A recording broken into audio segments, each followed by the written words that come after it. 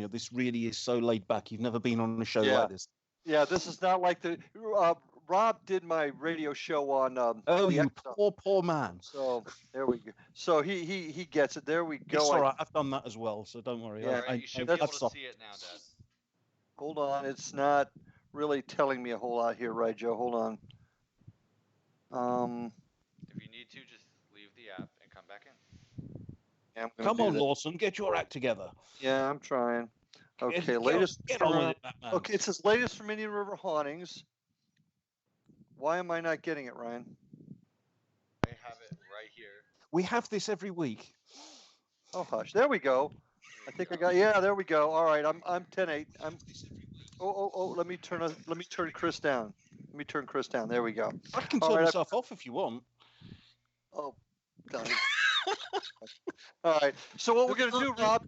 Let me close the door real quick. Okay. Oh well, that's a good start. He's buggered off. Scared him off already. All right. Oh, he's back. He's back. Okay, Ryan, we got about 2 minutes. Any questions at all, Rob? And any questions at all, Rob? No, not yet. Okay, well, I have this preamble stuff I'm going to do. I got a beer challenge I do with a buddy of mine in New Mexico. I got some announcements. Then I'll introduce you guys. Then we'll just run from there. And we go for an hour, maybe less, whatever makes our boat float. See, that's the cool thing about this. We just do what we feel like. You know, none of these strict parameters. No, and there's no cutting out for adverts, and there's no producer coming in saying, well, you can't say that on air, so just say it as you feel it. Well, it is a family show, Chris. Don't forget that. No, I'm not having bleeding families on here. Buggering kids. Sod that. Okay, Ryan, we ready? That's one thing I don't do, children. No way. Go for it. Okay. All right, getting right on to it. Hey, folks, I don't know if you're listening or not, but we are on the air with Indian River Hauntings now. I'm Larry Lawson over here in Vero Beach, Florida, and with my co-host and partner, Mr. Chris Huff, over in Durham, England, County Durham, England. Chris, say hi. Hi, Chris. And of course, we got Ryan engineering this whole thing out of Orlando, Florida. And, Hi, Ryan. Hi, me. And we're going to introduce our guests in just a quick second, but I want to thank everybody here. Please, as you come on the show, hit subscribe, hit like, and hit that little bell on there so that whenever we come on or we have new content, you will be notified that we are on there. Do bear in mind, too, I've got the chat room up, so if you guys have got questions tonight, please ask them. We've got a great guest. This will be the first time we've actually had a guest in the show, isn't it, Chris? It is indeed. So we're looking. Hopefully the first of many. Yeah, first of many. And I'll go ahead and introduce him real quick. This is my good friend, Rob Robinson, over there near Lakeland, Florida, and he's known as the Legend Tripper, and he's our local state expert, if you don't mind me saying that, Rob. Nothing to do with LSDs, of course. No, nothing to do with that. No, nothing to do with LSDs. But he's our state of Florida, in my opinion, expert on the skunk ape. Bigfoot, Sasquatch. So all of you out there that have been waiting for this show to come on, tonight's the night to ask questions of Rob. And, of course, Chris has had his experiences over there in England. So tonight's a great night. So, but I do want to start with a couple of things. First of all, shout-outs. Want to say hi to my good buddy Ike Enzi out there in New Mexico with IDK Paranormal. He's a brother law enforcement officer, and he has great videos on stories of law enforcement and the paranormal. So get on YouTube and see IDK Paranormal. Like that channel. Subscribe to him. He's a great guy. We'll be doing a beer challenge with him in just a second. Want to say hi to War Party Paranormal, our friends down there in West Palm Beach, Scotty Burns, Zap, Eric, the whole gang down there. Hi to you guys if you are listening.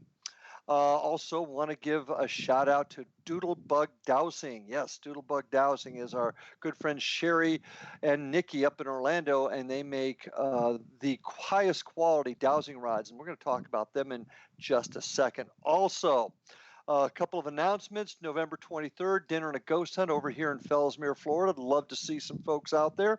And if there is a team out there, I know War Party Paranormal does some stuff down at Yesteryear Village and the Riddle House in West Palm Beach. So get on their website. But if you have some announcements, you have an event coming up, let us know. We'll be happy to announce it right here on the show. We've got some cool investigations coming up soon.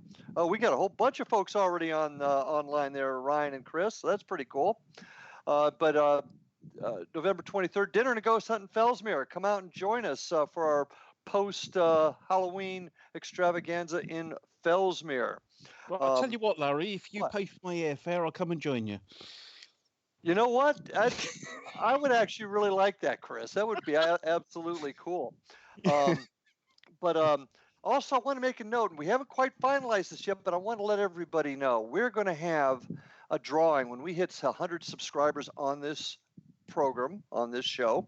Got a little drawing that we're going to do for a pair of unique, made-to-order doodlebug dowsing rods. And what that's going to be is, and we haven't quite fleshed it out yet, but what's going to happen is when we hit 100 subscribers, we're going to do a drawing of those first 100, and the winner will get a pair of custom-made dowsing rods, and we're going to explain that as we get a little bit closer. But keep that in mind. If you have not subscribed yet, please do it now. And get into our drawing when we hit 100 subscribers. So we're excited about that. Now, for the beer challenge, Ike, I'm looking to see if you're on there yet, Ike. And I see, let's see who we got. We got Commanding Judge Dredd. Your Honor. That's Paul up in Scotland. Yep. And Spanky, Mike Maxwell's on tonight. Hey, and we've got a new listener, Heather Landon. Good to see you again, Heather. I think I know who Heather is too. And so if you're Heather, if you're Liam's mom, say I wanted to say hi to you. Dan Clarkson, Dan Squatch. He's been waiting all week for this show. We've got Jonah Brinkley. Jonah, good to see you on there tonight. So we got a lot of folks already on tonight. So we got a great show. But it is now for the beer challenge. Ike, out in New Mexico on his show, he always brings up a beer. And tonight I'm bringing up Bahamian beer. This is Kalik Gold, the beer of the Bahamas. 7% alcohol by volume, so it's a little. It looks light, but it's actually got some shoulders to it. So let me give it a taste here. Check. Oh, go on. You can't get a taste from that. Go on, another one. Go on. All right. Yeah, absolutely. Yeah, it's more like it. Not bad. It's got quite a neat taste to it. Very crisp. So it's a Kalik Gold, the beer of the Bahamas. So that's our beer for the night. So Ike, I'll be looking forward to seeing your beer next time up, and I'll be enjoying this as we go through the night.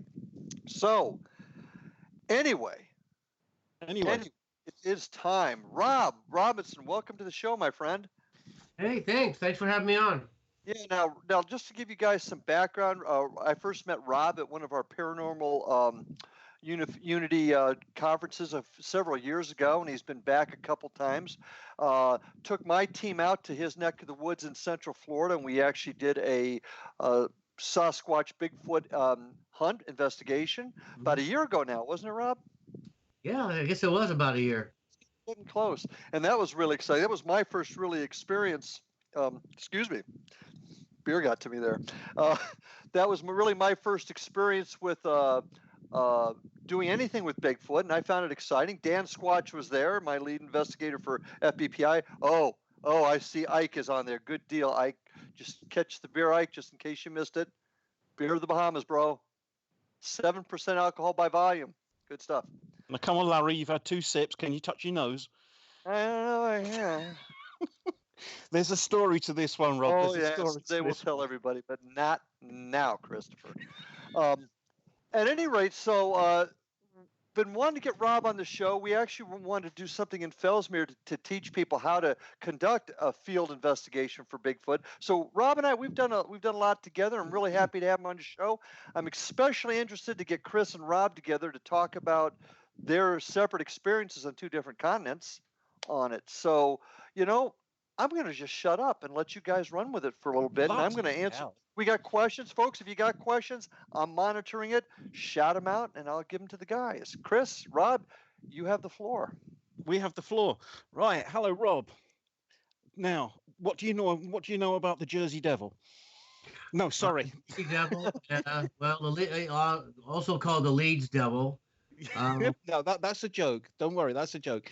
What I want you to do is tell me all about the skunk ape, because all we get are probably like you get for what we have over here, sort of just a few lines. So please tell us what got you interested.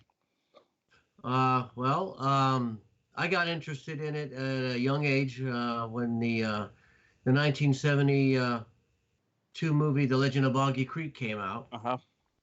We were living down in Mississippi. That's where my dad's from. My mother's actually from Edinburgh, Scotland. Hey, so you coming over with Larry sometime then? Yes, I've grown up on and off in England. Actually, I grew up in Harrogate. I'm sorry, I lost you there. I grew up in Harrogate. Harrogate, just down the road from me. Well, a little way down the road from me, down in North Yorkshire. Very nice place. Yorkshire, yes. Leeds United, right?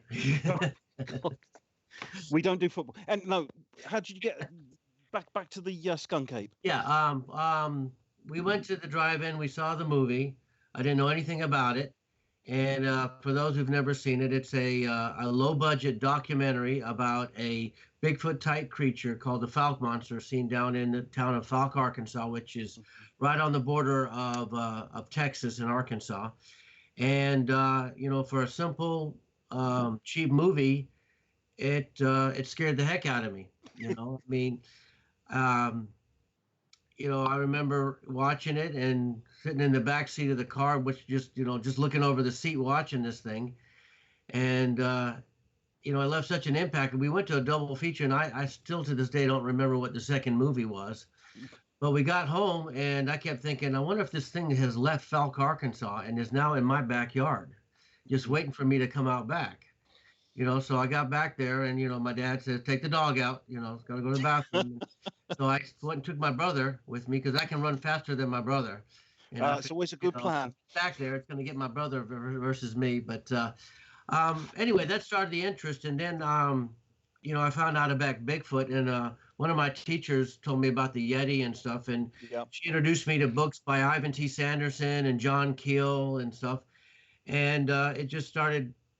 The interest, the fear stopped and the interest started. And then, of course, that TV show In Search Of came on with Leonard Nimoy. And that further solidified my interest in the unexplained. And it's always been something I've been interested in ever since then. I read every book I can on it. I try to watch every TV show and every movie that comes out. And, I lived on Army bases, and unfortunately, I don't remember them ever being any, Bigfoot sightings in the area.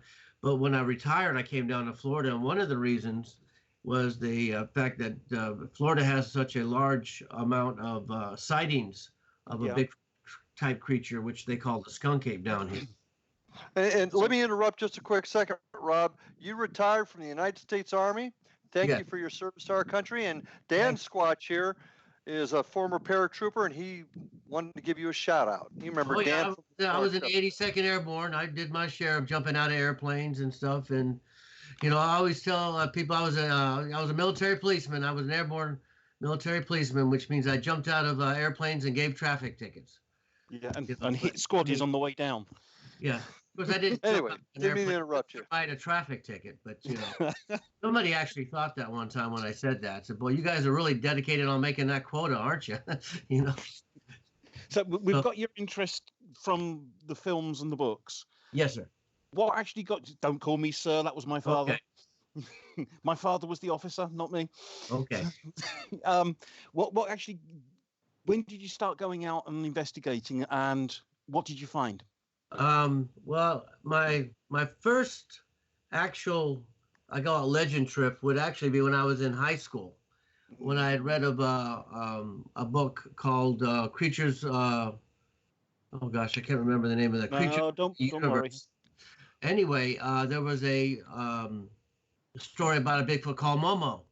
Yep. and it was seen over in Louisiana, Missouri. That's the name of the town.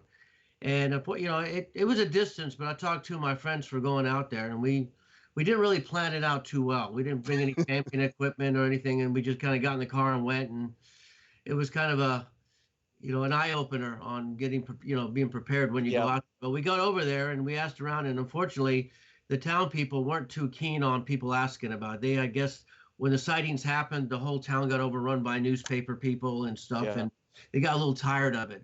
So, but I talked to a librarian and I talked to a barber, and they kind of pointed us in the right direction where to go look. But sadly, we didn't see anything. But it was neat to go out there and take a look. So I kind of did that with being my first Bigfoot hunt. Right. Then, of course, when I retired out of the Army and came to Florida, I hooked up with the BRFO, Matt Moneymaker from the Finding Bigfoot, his group. And that's where I met Matt and Bobo and them, and I went out with them a couple times when they were down here in Florida. Right. So have you actually witnessed anything? I've had a couple incidents where I'm not 100%. I can't say, it was 100% that I saw it, but I was out with one group one night, and we were in an area where there had been some sightings. And we broke into groups, and we were waiting for another group to show up. And we heard movement, and I pulled out a thermal imager, and I looked at this palmetto field, and I saw something standing up in the middle of the palmetto field. And at first I thought it was a poacher, because we were told to be on the lookout for poachers. So I had immediately handed the thermal over to the owner, Stacy. I said, "Hey, there's somebody standing out there in that field." So he grabbed the thermal, and we heard some movement. We heard something moving, and when he brought the thermal up, whatever it was had left, but you could hear it running. Right. So we went over there, and we could see where it was standing. It had, pushed some bushes down and stuff. Unfortunately, we didn't find any tracks. But we got another gentleman out there, David. He stands 6 foot. So he stood out there, and I went back to where I was standing with the thermal to kind of get an idea how tall it was that this thing was. And when I got back over where I was standing, I could clearly, I couldn't see David all that well, whereas whatever it was out there, I could see really well. Right. So we estimated the animal was, or whatever it was, was 8 foot tall versus David, who was 6 foot tall. Right. Can I ask you a question or two about the skunk ape itself? Absolutely. What sort of size is this creature? What's the range of the size that it comes in? Well, I mean, there's been some controversy or some debate among other investigators how tall this animal is. And I've been researching on it. And in fact, I was doing a book, but I've hit a kind of a snag over, and I'll go into that later. But looking at the newspaper articles that go back into the 60s, this animal generally ranges about 8 foot tall, which is the same size as Bigfoot that's seen on the West Coast. Yeah, very much so. It's roughly about the same that we get over here, anywhere between 6 and about 9, something like this. Yes. Ours don't go above, they're not these huge 10, 11 foot things that they've got in sort of British Columbia, etc. But ours are also huge, absolutely huge. Twice the width of a man, sort of wide. These ones here in Florida seem to be. As one person said, that they're in better shape than the Bigfoots are on the West Coast. They're a little bit leaner. And I would probably attribute that to the climate here in Florida versus the climate on the West Coast. And of course, and the fact that they're in the sun and stuff, their hair seems to be more of a reddish type color than it is over again on the West Coast, where it tends to be a black or a very dark brown. Yeah. So, and they get the name skunk ape because the smell. Well, it started in 1971. Well, a quick answer, because of the smell these animals give off. Yeah. But then again, so does Bigfoot. Bigfoot seen over in California and Oregon and stuff, and even the Falk monster has been known to give off a stench. Yeah. But a guy by the name of oh gosh, I just drew a blank on it. Give me a second. It's okay. He was an amateur archaeologist. He was in Big Cypress swamps, and he was with 2 other gentlemen, and he saw it. In fact, the thing came walking up on him. And when he was interviewed by the newspaper, he said it's called a skunk ape. Yeah. And so he started it all off. And the newspapers ran with it. Yeah. Up until then, they just kind of referred to it as a wild man. Yeah. Which is what we have over. I mean, if you ask anyone over here, we'll usually say it's a British wild man, because that's about the best description you can give. Otherwise, it just all gets fanciful and buzzwords and things like this. Well, up until the term Bigfoot originated, that's pretty much what it was always referred to as a wild man. Wild man, yeah. Hey guys, I got a comment that came on here. I'd like your opinion on it.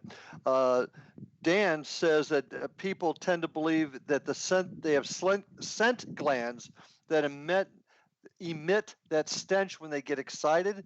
Is that? Well, okay. There's a theory, and we're going to go back to the gorilla. Female gorillas urinate their sex pheromones, whereas males secrete them or sweat them out. Okay. So there's some people, and I kind of tend to believe in that, because some of these animals have been seen and there has been no smell, whereas people have smelled, didn't see anything, and of course some people have seen it and smelled it. So it may be in the same. Have the same thing, as a gorilla, that, they sweat their sexual pheromones out. What about in your neck of the woods, Chris? What do they talk about over there? There isn't one description really that I can sort of say, well, it smells like this, because everyone has their own sort of, well, to me it smelt like, we're probably all smelling something similar, but we all smell and describe something different. The only thing I can say is what I've smelled, and that's sort of like sewage farm and stale urine. It's not pleasant. It's a real musty. It catches in the back of the throat and the nose. It's a real musty, horrible, strong, very strong, and overtones of wet dog. It's got that. Well, that term's used a lot about a wet dog. Yeah, wet dog. There's a lot of wet dog in it. Laying in trash, because it's if you ever smell a thing, it's very pungent, and everybody I've been around always makes a face when they smell this. Nobody. Other people have sort of said, the smell that you get at the bottom of your rubbish bin when it's been emptied, and you've got that wet yucky in the bottom. It's like that. It's horrid. It's absolutely horrid. Sort of wet tea bag smell. It's just disgusting. And not having ever smelt a skunk, because we don't have them over here, does it smell like a skunk? No, not at all. Skunk has its own particular smell. This thing smells very, like I said, best compared to like a dead animal. Yeah. It's got that revolting. Yes, I can go with that as well. Yeah. The only well, I've had a few experiences, but the one which really got me going, and I'm not really going to get into it, apart from saying it was after midnight, and we were fishing, young kids, 13, 14-year-olds at a little lake right in the middle of a forest. And if you can imagine the sound made by a 30-stone man hopping onto gravel, going thump, thump, thump, and the last one right outside the fishing umbrellas behind us, where I wouldn't say the ground shook, but the shockwave went through us. And we thought, right, we're going to go out. And so knives and God knows what came out, and we went around to have a look, and there's absolutely nothing there. And that led to a scramble to get out of the forest as fast as we could, because the fear was unbelievable, the fear. And the torches failed for no reason. And then we ended up losing half an hour of time somewhere, which can't be explained. So, and have you had anything like this at all? Any time loss? Not a loss of time. Of course, we've been out to some areas that, that also have a reputation for, for paranormal activity as well. Which that's my forte, really. I'm paranormal more than Bigfoot, but lines blur all over the place. Well, let me go ahead, Rob. I think you're going to. I'm married to an area where there was an axe murder, and it has a reputation of being haunted. Thing is, right across the dirt road on the other side is where a gentleman had a sighting on 2012. Remember what's the day? What Thanksgiving day is? But anyway, it's Thanksgiving morning. 27th, yeah, something like that. But it was 6 o'clock in the morning. He was sitting in a tree stand. He was playing on his phone, and he caught movement walking, and he saw this thing walk across a field. thought it was a guy in a ghillie suit at first. Yeah, I've heard that But description. it wasn't carrying a gun or anything, and he noticed how fluid it was moving through the bushes, where most humans are very awkward or very clumsy going through there. And he said, he told me, I've heard stories of the skunk ape, but I don't think I ever really believed him or took him serious until that. And then the thing, whatever it was, stopped, and he said it was sniffing the air. So he took his phone and started filming, and the thing looked right up at him. And he said a chill shot down his spine when he realized it wasn't a guy in a suit; it was a real animal. Mm-hmm. And he was taken back how human the face was. Yep. And he didn't know what the animal was going to do, if it was going to charge at him or take off. So he stopped filming and put his hand on his gun, and luckily it took off and went in a different direction. But it really had a profound impact on him. I can imagine. I really can. Yeah. Son said when it took him about half an hour, 45 minutes, to get him to come down off the tree stand. And then when he got home, he went right to his room and he went and laid in his bed, and he said, I've never seen my dad act like that before. Mm. And that's one thing I always use when I'm interviewing people. If I can tell, well, one of the things I can tell if they're telling the truth or they're just trying to make up something to get on TV. Oh, yeah. Because people, when they see this, it is a life-changing experience for them. Yeah. And I've noticed that when they see it, they can tell you everything they did that day. I mean, to the detail. Whereas some people who I don't believe in and stuff, and I have to keep back and asking them, I say, I don't remember. I don't remember. Whereas people who I believe, they can tell you. They'll tell you everything. They'll describe the animal in such detail. It's amazing. Yeah. Hey guys, I got a couple hang things. on, one second, Larry. 1 second.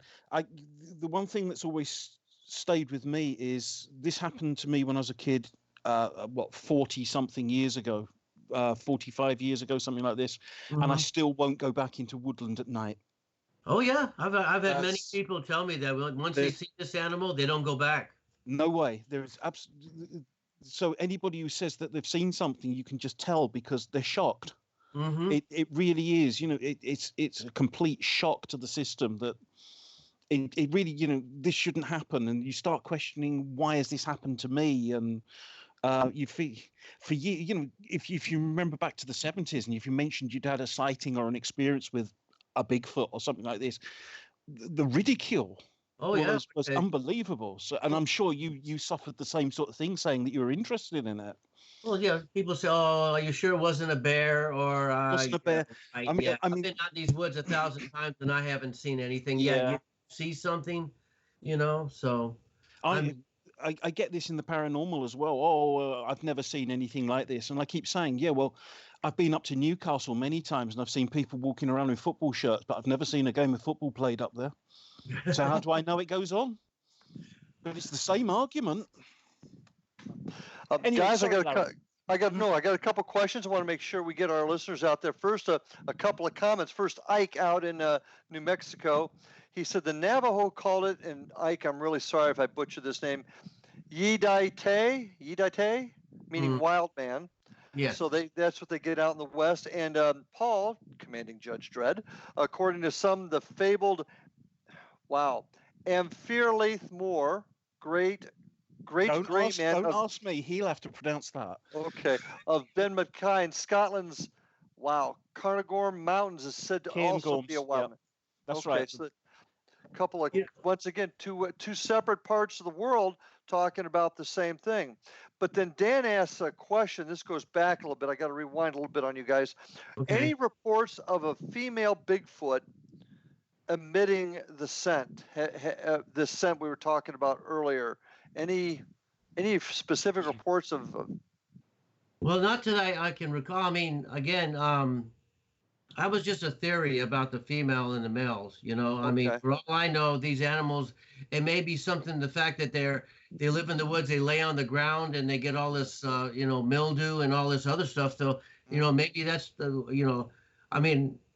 That's just a theory about the sexual pheromones, where it could actually be something else. It could be just where they live in the, the swamp and makes that smell. So, and with that being said, then a female of this species would have the same smell too. Yeah. Well, absolutely. I just find it really slightly different smell, but still a smell to attract. Oh yeah.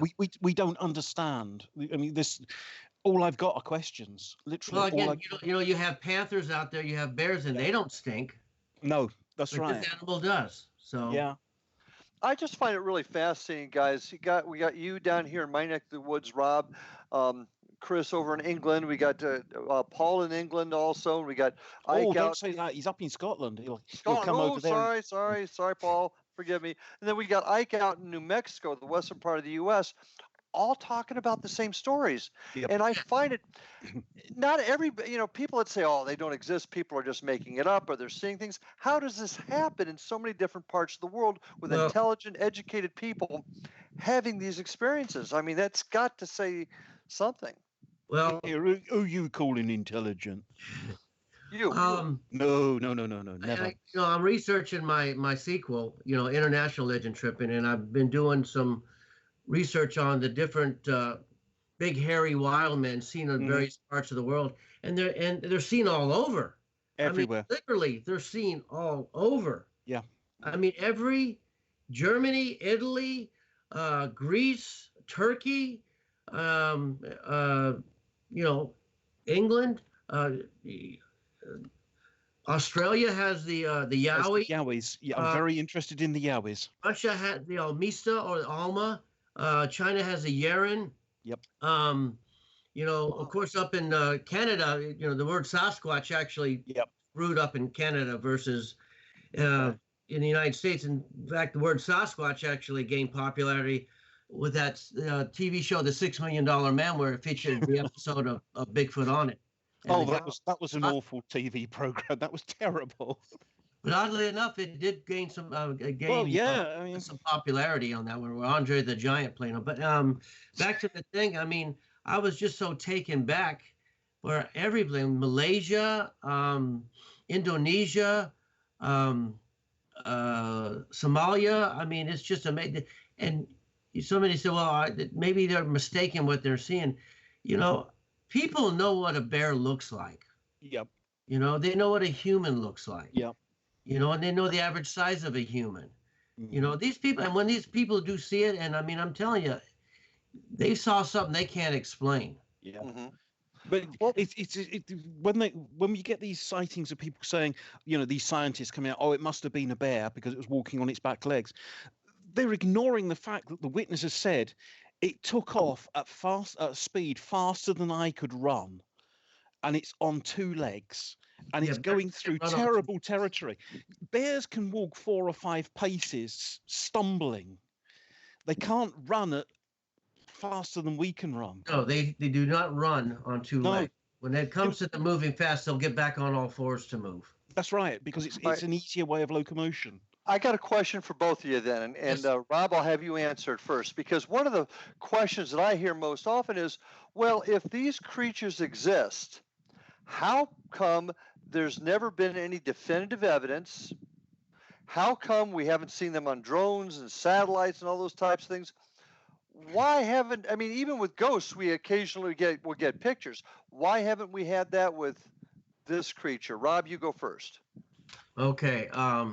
Well, the quick answer is I don't know.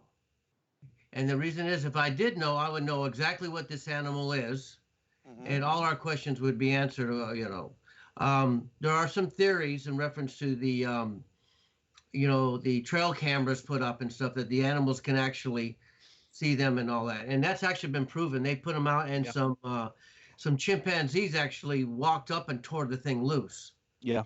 So they, as far as definitive proof, I mean, we do have tracks. I mean, we have this one that was taken. I want. 1976, right outside of Brooksville, Florida, north of Tampa. And it was taken by a gentleman who he was a Vietnam vet, and he had decided he wanted to live out in the woods, away from humans and all, and he had a pot farm. He was growing marijuana in the back. Okay. The thing was coming onto his property and was destroying his crops. It wasn't taking them; it was just trampling on them, and nobody would believe him. Of course, he couldn't go to the police, Because he had a pot farm, So anyway, he did go out one time and he managed to catch it running off, but he said he caught it. But he did find some tracks, and he did make some castings. He later on he passed away, and the gentleman who was the executive of his estate actually got a hold of me and said, "Hey, I want to show you something." So I went over, met him, and he pulled this wooden box out and pulled this track out, but just as a copy, just to clarify it. This is a copy of the original track. But it's He beautiful. let me have the original track. Oh. There is a left foot, but the left foot was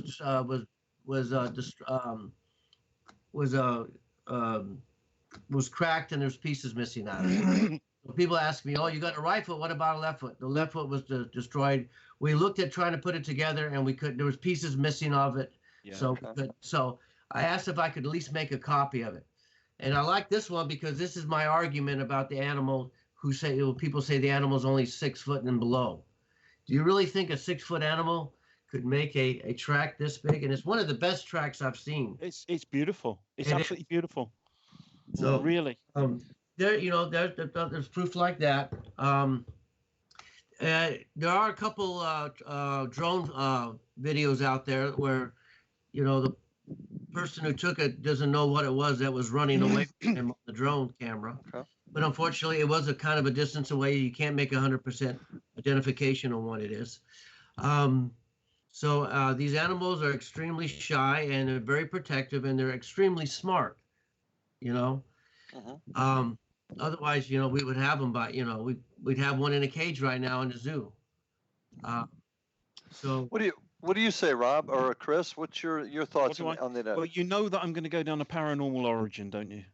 You Okay. know for a start that I've got. I'm always sorry.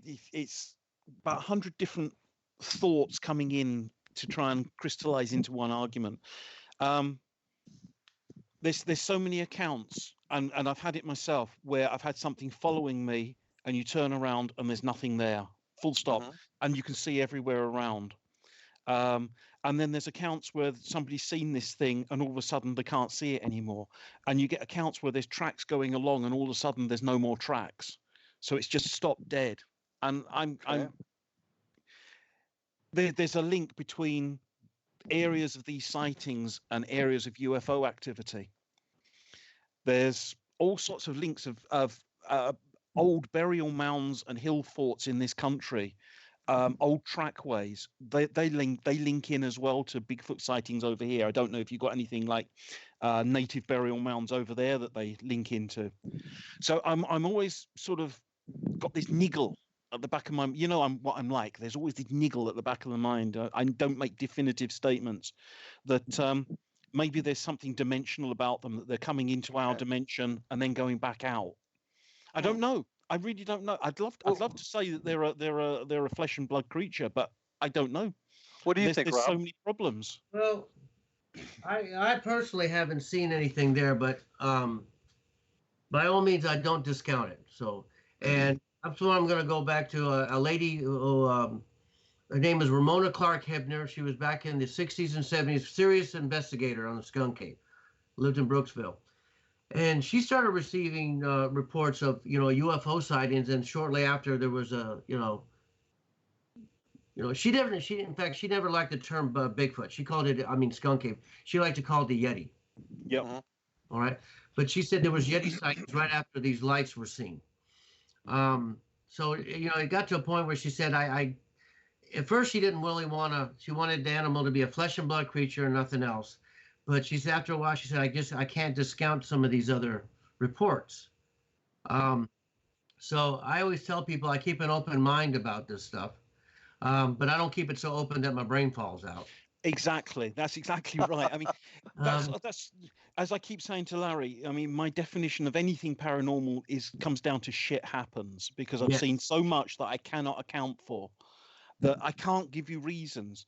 But I just try and take everything in. As far as the interdimensional thing, that's still, speculative. Very much so. But now again, this is my opinion, strictly Rob Robinson's opinion. It would seem to me if this animal has the ability to go within different dimensions, wouldn't it be running this planet versus us? This animal has this kind of abilities and is that smart. it would be in charge of the planet versus the humans, and we would be the ones running around in the woods butt naked, you know. Well, it depends. It depends, I think, Rob, on what this dimensional issue is. Can they come and go as they please, or is it just a phasing and phasing out? That's the other thing which I'm sort of saying. My interpretation of it is that they come through at certain times. Whether it can be controlled, is it anything to do with UFOs? Is it anything to do with some like Larry loves? He loves is it an environmental condition? Can we pin it down on moon phase? Can we pin it down on storm fronts? I just there's so many questions. It's just everything is just a question. Like I said, I don't discount it, and when I do get a report, I don't laugh at the witness. No. I mean, especially if they seem really sincere about what they're talking about. Well, it's something I'm going to have to see that one before I can grasp it. Yeah, I'm going to treat it as a flesh and blood animal up until this point, but who knows? I may go out tomorrow, and the darn thing walks right out of and then disappears on me. I'm gonna say, wow, maybe there is. But it could be a flesh and blood animal that is coming in out now. It certainly could be. I mean, there's nothing to say it's not flesh and blood coming through. Yeah. Ike out in New Mexico is agreeing with you, Chris. He thinks you're on the right track. He spent 6 years as a logger before he became a cop, getting ready to retire, might add. Thank you for your service, Ike. Getting ready to retire, I think, later this month. But he spent 6 years as a logger and never found a bear skeleton. No, but knows they existed. Well, you walk around Africa and you won't find a gorilla skeleton. Well, let me tell you a story about the whole thing about dead animals and stuff. I was in the Green Swamp one time with my wife. I went through a station where there was a game warden, and right over to the left was this humongous pile of dead pigs that hunters had gutted and stuff and just left them all, and it stunk. It was a pretty big pile. So anyway, we took off. I went and set up my trail cam, and then I guess I came back, I'm going to say a week, maybe 2 weeks later, and I noticed the whole pile was gone. So I went up to the game warden. I said, man, you must have had a heck of a time getting all that cleaned up. He goes, I didn't do anything. I said, what happened? He goes, nature has its own garbage disposal. Yep. So, yeah, absolutely. I mean, porcupines will even eat teeth. So even porcupines will eat teeth. They'll crunch through teeth. Yes. Yep. Okay. Yep. Even the teeth will disappear because, I mean, if you've got porcupines over there, which I know you have, we do. Even the teeth will go. We got porcupines in Florida, Rob? No, Florida. I just said here. Oh, okay. I was going to say I didn't. Know I'm sorry. Hey, so Rob, you want to get into your books a little bit, buddy? Yes, please. You've written one. Tell us about your first book, and then where you're going for the second one.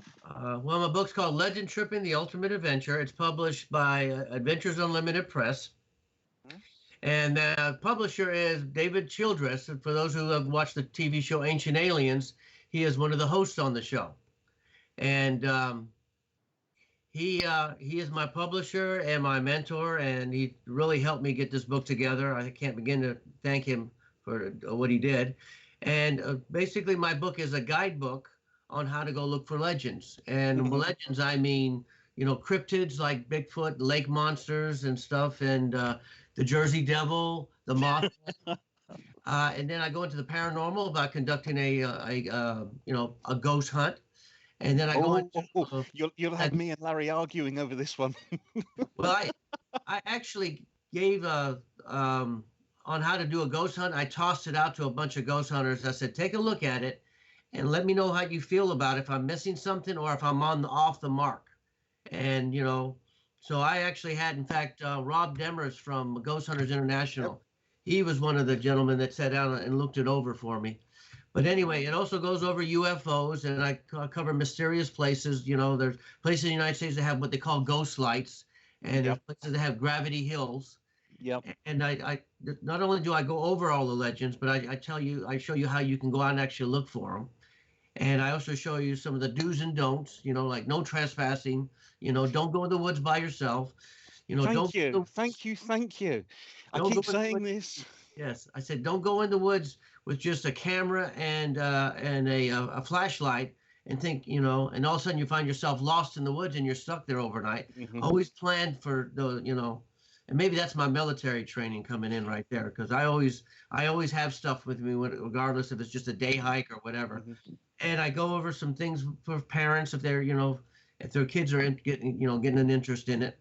And I go over some of the famous legend trippers out there, like Josh Gates is Mm-hmm. one of them. And Lyle Blackburn and Ken Gerhardt and Nick Redfern. I got over a lot, which I can honestly say are very good friends of mine. And like I said, it's been out for about over a year now. It's been doing really good. It's actually been doing really good over in Europe. In fact, I just sent a copy to a friend of mine over in England. He lives in Kent. I used to live in Kent. Yeah, he has a YouTube page, which is pretty much what they call bushcrafting. He goes out camping and he does on Halloween he goes out and does a ghost hunt camp trip. Right. And he went to this place called the Screaming Forest. The Screaming Woods at Pluckley. That's it. That's exactly what it was. I investigated that in about 1989. Yeah, they did a stealth camp out because you're not supposed to go camping out there. So no, you're not. My friend went out there and he said, we're doing a stealth camp tonight, but they end up running into some other people out there. But that's the thing. He has an interest. Everyone goes there. Yeah, he said that it is a very popular place. Yeah, and in fact, you were saying earlier about people getting fed up with Bigfoot hunters coming in or paranormal people coming in. Pluckley's the same. They're absolutely fed up to the back teeth of it. So you just don't mention it and you just get on with doing things and don't tell anyone. But well, the friend Angie went on to say that there's a really good pub there, though. The Black Horse, yeah, there is. Because him and his friend, they always like to go hit a pub before they go out and do stuff, which I love. I love his YouTube videos. He's called. I should have met up. Kent Survival. Yeah, Kent Survival. If you go on YouTube, you'll see his videos there. But every Halloween he does a ghost camp out. Mm-hmm. So I made friends with him and I told him about it, and he asked, and I sent him a book, which it turned out he got there right on his birthday. So it was kind of neat. Yeah, I got to tell you, Rob's wife, beautiful wife, Tracy, is a very accomplished paranormal investigator. She knows her stuff. And when we were out there doing our Bigfoot expedition, we'll call it. We were actually spent some time at a couple of spots where we got some pretty good paranormal information also. So his wife Tracy is really an accomplished investigator herself. Well, so what about? I'm sorry. I was gonna say that's why we call ourselves legend trippers, because she doesn't want to be called a monster hunter, and I don't want to be called a ghost hunter. So we found that happy medium because we both go out and do it all. I go with her on her ghost hunt. And she goes with me on my Bigfoot hunts. I mean, I'll be honest, a lot of the ghost hunts, I tend to fall asleep if we don't get any, action in the next. In fact, except there was one where there was a ghost of a naked lady. Supposedly, I stayed awake for that one. You stayed awake? Absolutely. Too bloody right. Fortunately, she didn't make her appearance. So what's the latest book you got going there, Rob? What's the latest? Well, and it's called International Legend Tripping, and now I'm taking it and I'm going all over the world with different legends. And like I said, I've been researching the Bigfoot or the big hairy man. I'll call it the big hairy man because that's what it actually translates in a lot of different languages. And I've also looked into the werewolf legend, or here in the States we call it the dog man. And I was really surprised to find how many stories of the dogman or the werewolf are actually seen, or the loup-garou or whatever, out there as well. And I'm just now starting to look into different paranormal places. And, I was going in England, oh my goodness, of course, whenever I go on the internet, the Tower of London always comes up.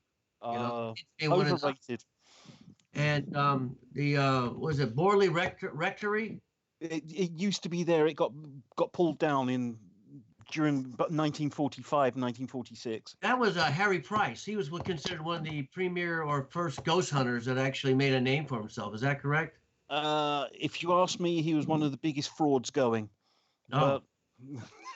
Okay. I just remember when I was living in England, you'd always see his name mentioned. I know it's atrocious. It's atrocious. But no, I don't rate Harry Price in the slightest. But he Larry and I get into this argument about TV, paranormal, etc., etc. Harry Price was one of the first ones to actually bring this about by doing a radio broadcast from a haunted house. Mm-hmm. A haunted. He was the one who really started all this off.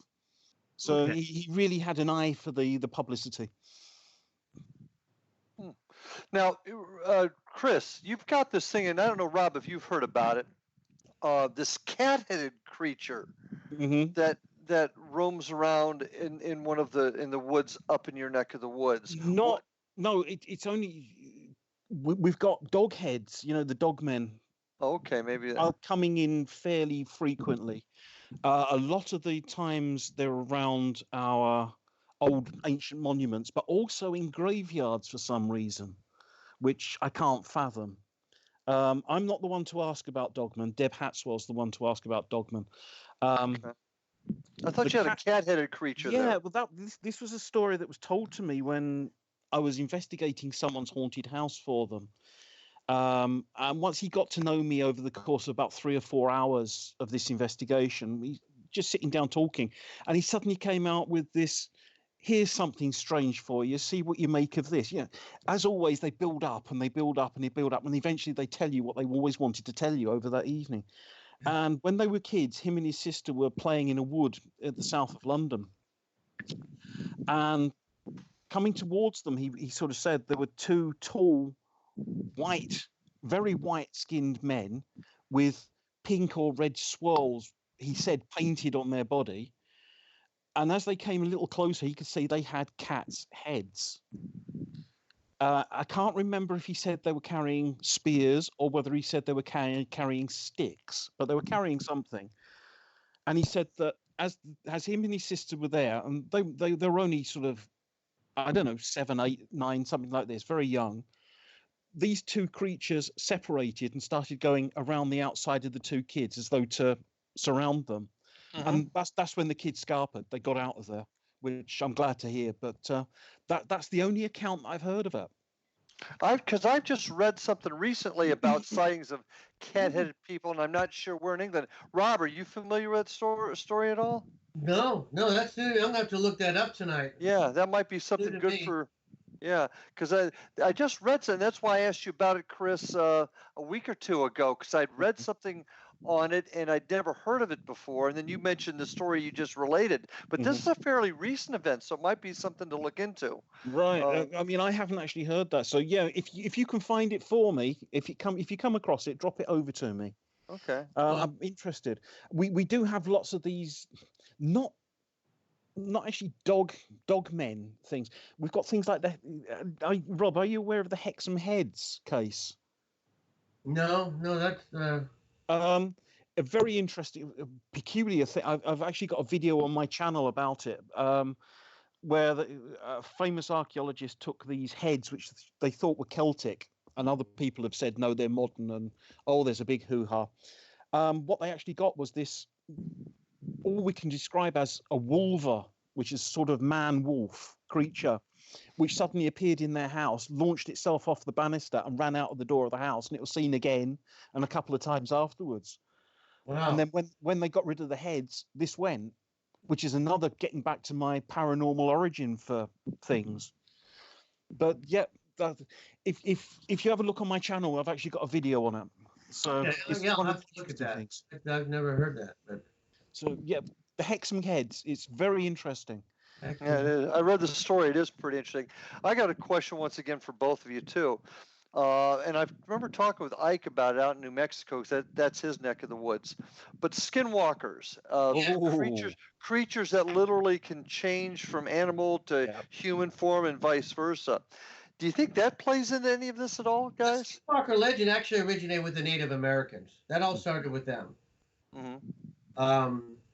Because they've had stories about people that can transform to different animals. Yep. So that's where it originated. And of course, out in that area where the Skinwalker Ranch is, there's a lot of Native Americans in that area. And I'll tell you, and like down here with the skunk apes, the Native Americans, the Seminoles, they wholeheartedly believe in it. I mean, to them, it's no doubt that the animal's out there. Oh yeah. Okay. In fact, they even kind of, get a little angry, saying, "Well, you guys need to leave it alone." You Yeah, know, I agree. it's our I forest agree. guardians, and you have no reason going in there, trying to, hurt these animals. Just leave them alone. So, but every tribe, in the United States has a legend of these creatures, and over in the, and of course they have the Skinwalker legend too. See, and that's what I'm getting at when I mentioned earlier. So many stories, the different tribes, the different parts of the world. It can't all be people's imaginations. There's got to be some substance. I've never experienced it. But the one thing I've learned, and this is part of being a cop, and every time I think I've seen it all, I saw something different. So I really have got an open mind to it. And there's got to be something, considering so many people have seen this over the centuries. So Completely and utterly. I mean, the one thing that I will always say, if anyone says, "Do you believe what this person's saying?" I wasn't there. I don't know. Unless I can prove that they're an absolute out and out liar, what grounds have I got to disbelieve them? So I wasn't there. I'm not going to say it didn't happen just because it doesn't agree with some pet theory of mine. If they're saying it happened, well, they've got to be given the benefit of the doubt. Yeah. Do you think, guys, we're ever gonna get the evidence? Is it ever going to? Are we ever going to get something concrete that we can say, here it is, here's the picture? Well, we have. I have. Because if you take the Melba Ketchum DNA profiling, we've got the evidence. It's just that the scientists at the moment won't acknowledge it. Rob, what were you going to say? Well, I was going to say, if I'm ever walking, I mean, I don't go out there, with a gun to look and kill these animals. That's not my goal.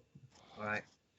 But that's not to say if I'm in the woods and I happen to walk up on a dead Bigfoot, I'm not going to leave it there. I'm going to, pick that sucker up, get it in the back of my Jeep, and take it over to the nearest Wendy's restaurant, because Wendy's restaurant's got huge freezers.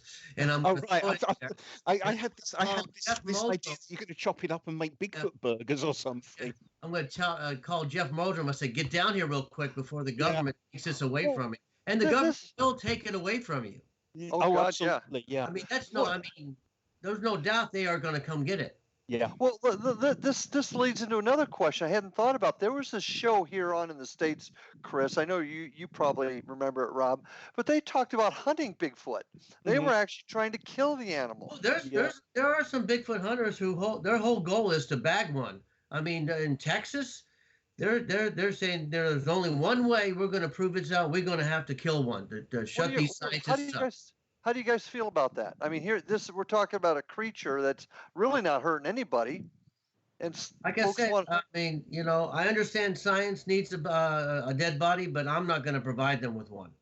I mean, when I go out there, I don't take firearms with me. I take bear mace strictly as a, protection against, bears and panthers and other things. But again, I want to see the animal. I want to see the animal moving around. I want to just study it and stand and look at it in awe and say, yes, it's there. Okay. Let's see. I got a question here, guys. It's what's Chris's channel? Okay, I got it. Ike's asking about your channel, Chris, and it's Spirit Research Northeast, correct? Is that what you're? Spirit Research NE. Spirit Research NE, Ike, and it's a really cool channel. Spirit Research NE is in Northeast, so. And it's really appalling, and you'll get bored stiff. And where can they get a hold of you at, Rob, online? If you got a website, please. Well, I do have a blog, Legend Trippers of America, but I'll be honest, I haven't been on it in a little while. I've been usually on Facebook under my Robert Robinson Legend Trippers, or Legend Trippers, which I seem to get the most people responding to. Okay. So, I mean, I do need to get back on that blog and start putting some stuff out there, because I mean, it's a nice blog. The trouble always is, if you're busy doing things else, if you're writing books, if you're doing this and that, you haven't got time to do this. I don't. I mean, I write for a magazine called World Explorers Magazine. I write the Crypto Corner, and I'm in the middle of my book, and and I work, and I'm I teach at a high school, so I mean, I do have a day job, and I have a poor man.